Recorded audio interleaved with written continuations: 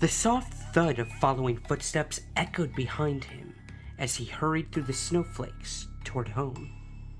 They kept pace with him, quickening when he quickened and slowing when he slowed. His flesh crawled at the sound, and he sped up, cursing himself for walking home alone from the midnight Christmas Mass. Normally not a pious man, the middle-aged bachelor had suddenly been struck by a wish to hear the old Christmas songs sung once again by a church choir, and had walked across town to attend a service. Now, he regretted his choice as he passed dark house after dark house in the snowy night, and the footsteps continued to follow. He sped up until he was nearly running and skidded into the street. A few more paces brought him to the bottom of his front steps, and he dashed up them. He realized suddenly that the following footsteps had ceased. He glanced behind him at the cross street from which he had just turned, and saw only one pair of footprints in the snow-covered street, when there should have been two. He was baffled, and he then shuddered as a cold breeze struck him, driving snow against his collar, and slammed against the door. Almost, it seemed to pass through the door. But that was superstitious nonsense. His hand was shaking as he unlocked the front door and hurried inside. He expected darkness, but was delighted to see the yellow glow of firelight coming from his study doorway upstairs. His housekeeper, whom he thought firmly asleep in her attic bedroom, must have lit the fire pending his return. He shrugged out of his coat and paused for a moment, amazed to find it still warm and dry, though he had walked for more than a mile through a snowstorm. It was almost as if he'd been walking in a bubble of calm air, though he remembered the soft snowflakes hitting his face when he first stepped out of church, before the mysterious footsteps began. His shudder was interrupted by a shout of greeting as his old friend, Andy, came hurrying out of the study. His whole face lit up in a grin at the unexpected surprise.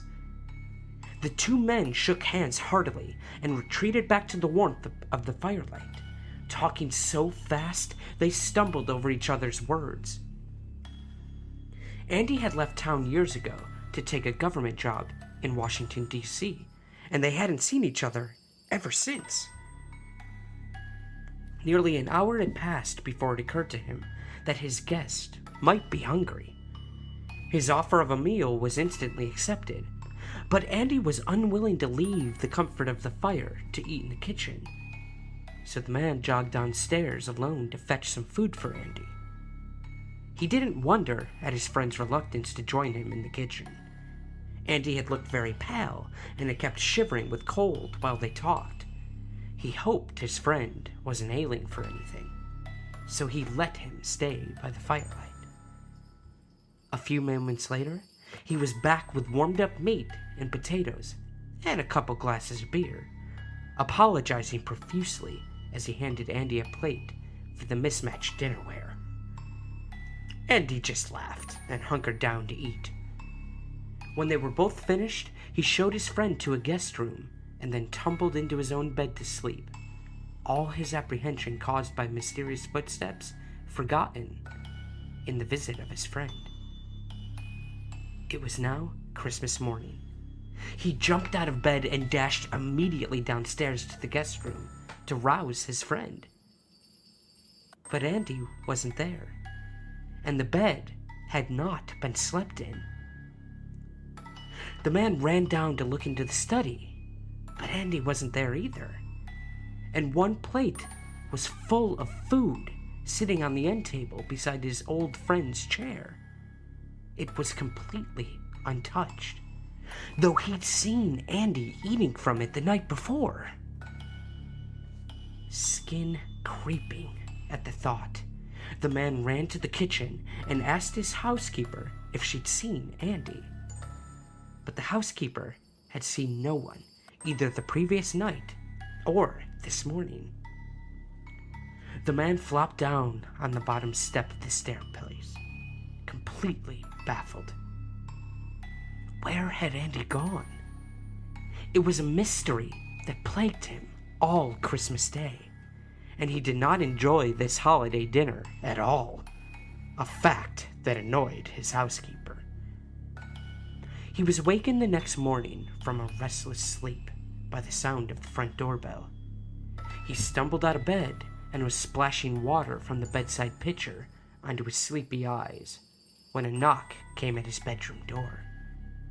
When he answered, his housekeeper handed him a telegram that had just arrived. As she hurried back downstairs to prepare his breakfast, he opened it curiously, not knowing who would be telegraphing him so urgently. As he read the telegram, he started to tremble. The message was short and to the point. Andy's family regretted to inform him that his old friend had passed away on Christmas Eve in his home in Washington, D.C. The man sat down on the bed, the telegram fluttering away from his hand. He'd spent Christmas Eve with Andy, indeed, but it was spent with that of Andy's ghost.